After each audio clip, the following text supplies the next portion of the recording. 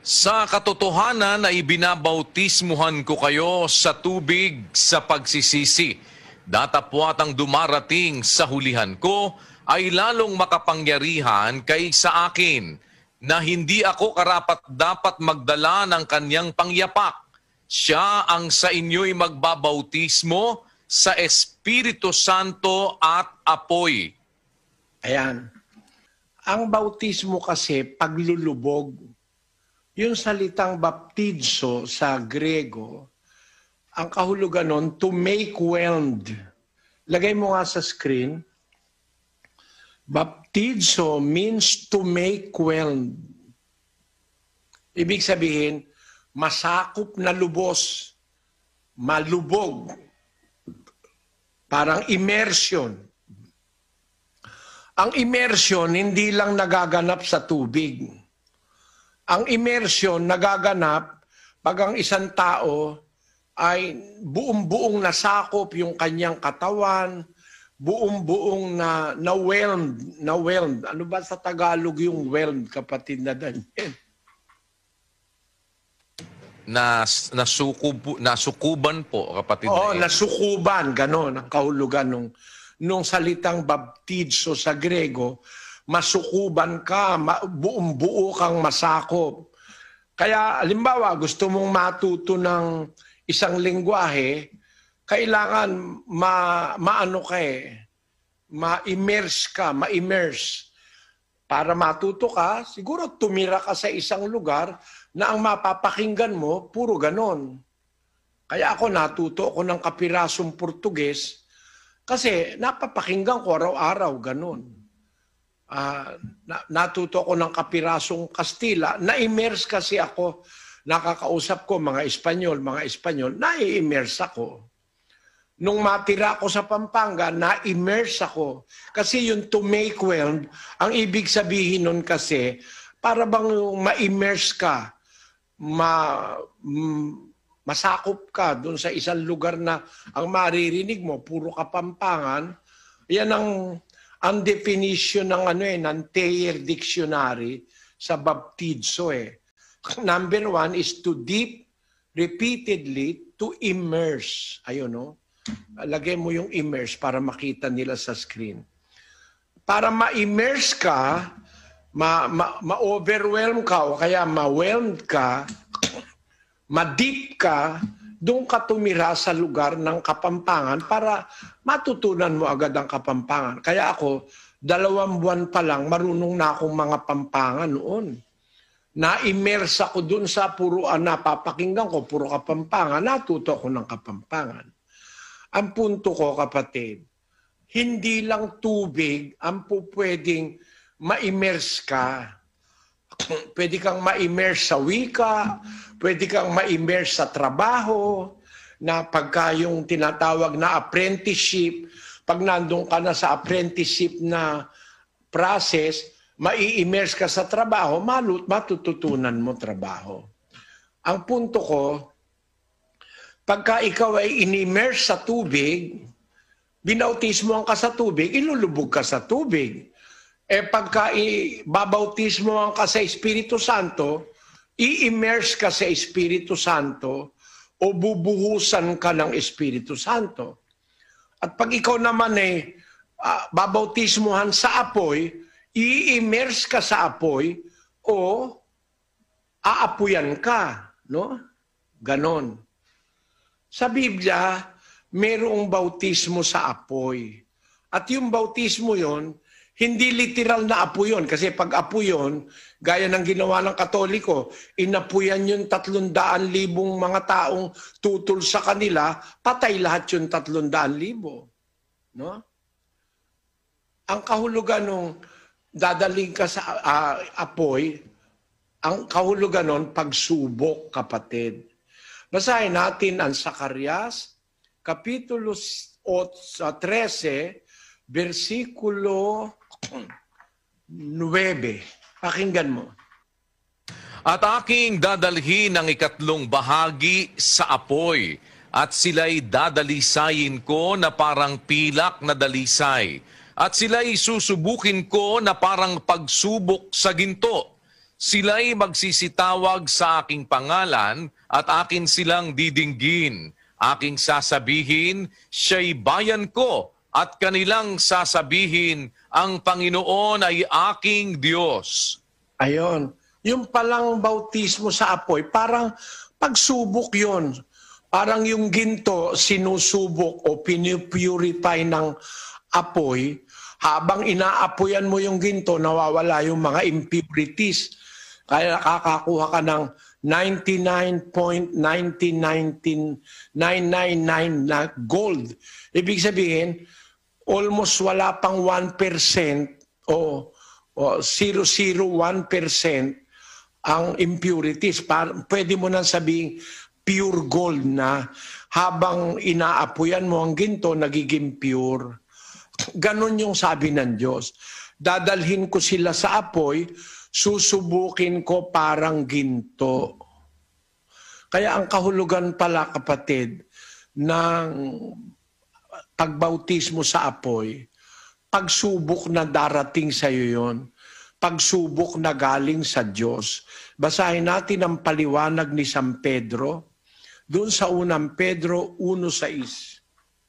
Na ito ang inyong totoong ikinagagalak, bagamat ngayoy sa sandaling panahon, kung kailangan ay pinalumbay kayo sa mulit-muling pagsubok, upang ang pagsubok sa inyong pananampalataya na lalong mahalaga kay sa ginto na nasisira, bagamat ito'y sinusubok sa pamamagitan ng apoy, ay masumpungan sa ikapupuri at ikaluluwalhati at ikararangal sa pagpapakahayag ni Hesukristo. Yung palang larawan ng apoy, yun pala ang pansubok sa pananampalataya. Ang ginto, sinusubok sa apoy. Pero ang ginto, nasisira. Yung pananampalataya, lalong mahalaga kaysa ginto na nasisira. Pero sinusubok din niyang pananampalataya sa pamamagitan ng apoy. Ano ba yung apoy? Yung mga pagsubok na darating sa buhay mo, mga pag-uusig, mga kahirapan, mga betrayals, itatakwil ka ng magulang, maaaring itakwil ka ng asawa, ng kaibigan. Pagka tinanggap mo si Kristo, uusigin ka, yun na yung bautismo sa apoy. Pag natiis mo yon, yung sari-saring mga pag-uusig na yon, mga basahin muna natin ang 2 Timoteo 3:12.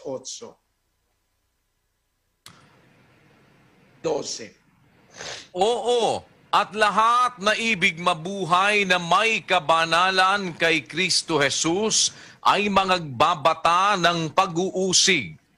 Uusigin ka eh. Dadating sa iyo ang mga pagsubok, pag-uusig, pagtatakwil ng tao. 5:11 ng Mateo. Mapapalad kayo pagka kayo'y inaalimura, at kayo'y pinag-uusig, at kayo'y pinagwiwikaan ng sari-saring masama na pawang kasinungalingan dahil sa akin. Mararanasan mo yan pag naging Kristiyano ka. Aalimurahin ka, uusigin ka, pagwiwikaan ka ng sari-saring masasama na pawang kasinungalingan. Kaya nga, akala nung mga naninira sa akin, nakaka-point sila eh. Sabi ko, sige, dagdagan nyo pa, mas marami akong points kaysa sa inyo. Kasi natutupad yung sinabi ni Kristo eh. Ang pinagsasasabi sa akin, sari-saring masama, na pawang kasinungalingan. Hindi nyo nga mapatunayan sa korte ng tao eh. Malakas na kayo sa gobyerno, hindi nyo pa mapatunayan yung demanda nyo eh. 20 demanda ng Iglesia ni Manalo, awa ng Panginoon, dismiss na lahat ngayon. Isa na lang ang natitira, yung rape. Kasi ipinail nila yon laban sa akin, wala na ako sa Pilipinas. Nung unang i-file yun, dinismiss na ng piskal yun. Pinakialaman lang nung Secretary of Justice ni Presidente Arroyo. Pinakialaman yon. Dinismiss na yon. Ipinail uli. Kaya lang, wala na ako sa Pilipinas. Yun ang hindi pa natatapos nga hanggang ngayon. Pero ako, yung lahat ng kanilang paratang, attempted murder, makakuha na anong paninira laban sa akin, hindi nga nila napatunayan sa gobyerno eh. No? Tama ang sabi ni Kristo. Pag wiwikaan kayo ng sari-saring masama, napawang kasinungalingan dahil sa akin. Kaya nga umamin yung kanilang ministro na tiwalag eh, na ayaw na rin sa kanila, tumiwalag na sa kanila, si Lowell Minorca. Kasama raw siyang naninira sa akin, humingi ng tawad si Lowell Minorca. Pakinggan nyo, ministro ni Manalo ito eh. I'd like to extend our apology to the rest of the Dating Daan members, especially Brother Eli Soriano. Kasi, you know, I was part of what happened before. Sad to say na I know exactly what they did. Kasi nag-edit ako ng Tamang Daan noon. Yun ang ano eh. And pati yung ano, yung nahandaan ko yun eh, yung nagpakalat noon ng newspaper. Yung comics against ano, kilala kong gumawa nun, ng mga ano, si Ferma. And parang nung pala naramdaman ko na, sabi ko, why are they doing this? I mean, kung talagang you're of God, you don't need to do this. Di ba? Nakakaano lang, nakakalungkot lang. And kaya nakita ko yung talagang ginawa nilang strategic targeting sa kanya hanggang sa Interpol. So yung ginawa ng procedures na yan, sabi. I was a witness to that, all of that. Kaya sabi ko siguro it's never too late for at least yung mga talagang mga kasamahan namin na who's not into hatred and all of that. At least on our part, talagang we would like to extend our apology, sincere apology. We can do that. Yan. Inang apology si Lowell Minorca. Lalabas mabuting kaloobang tao yan. Inaamin niya yung party siya nung paninira sa akin. Na pati paggawa ng comics, iginawa ako ng comics ng Iglesia ni Manalo. Ang pangalan daw nung gumawa, yung Perna, sabi niya. Ayan, awa ng Diyos, ano? Pero siguro ka ako, nung nangyayari yun na masyado akong ginigipit, binabautismohan ako noon ng espiritu ng apoy. Kasi napakahirap ng dinaanan ko, kapatid. Iniwan ko yung mga mahal ko sa buhay sa Pilipinas. Nagpunta ako sa isang bansa na wala naman akong kilala kahit isa. Hindi ko pa maintindihan ng wika. Hindi marunong ng English ang karamihan. Tapos, iba ang pagkain nila kaysa sa pagkain ko. Matanda na ako. Ang kinakain nila, puro karne na inihaw na karne. Ang tawag nila, churrasco. Hindi ako diyan sa atin, yung beans ginagawa yung halo sa halo-halo eh. Dito ginagawa ulam yun eh. Hindi ko mahirap yung dinaanan ko. Tapos napakalamig. Sa Pilipinas, mainit dito, napakalamig. Minsan 2 degrees, minsan -1, -2. May asthma ako. Mahirap din yung dinaanan ko, pero awa ng Diyos ngayon. Naka-adapt na ako.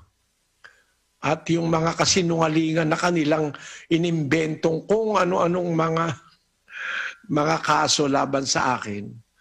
Parang sabi ko siguro parang inaapuyan ako ngayon. Awa naman ng Diyos, hindi ako nasunog. Kasi ang inaapuyan yung pananampalataya mo, yung pagtitiwala mo sa Diyos, kung hanggang saan ka makakapagtiis.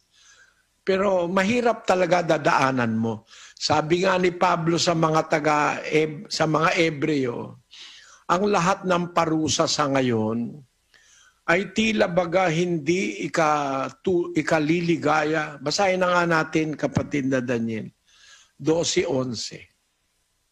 Lahat ng parusa sa ngayon ay tila man din hindi ikaliligaya, kundi ikalulungkot.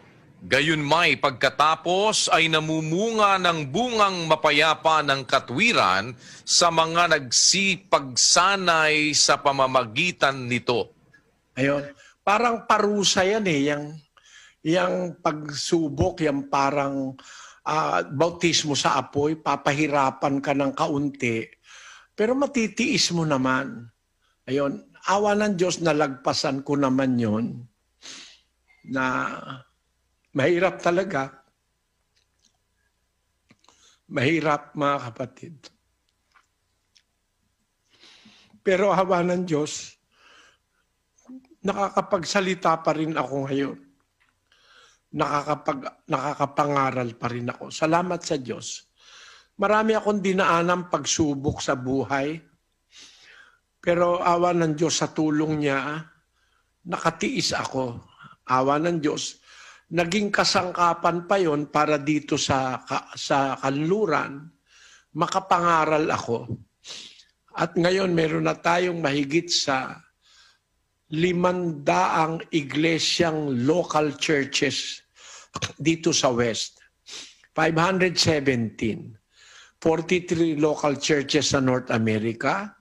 301 local churches sa Latin America. At 173 local churches dito sa Brazil. At meron pang dagdag yan, di pa lang na-update siguro. Awa ng Panginoon. Kaya ang pagbautismo sa apoy, kapatid, yung mga pagsubok na darating sa buhay mo, patitibayin ang pananampalataya mo, lilinisin yung impurities.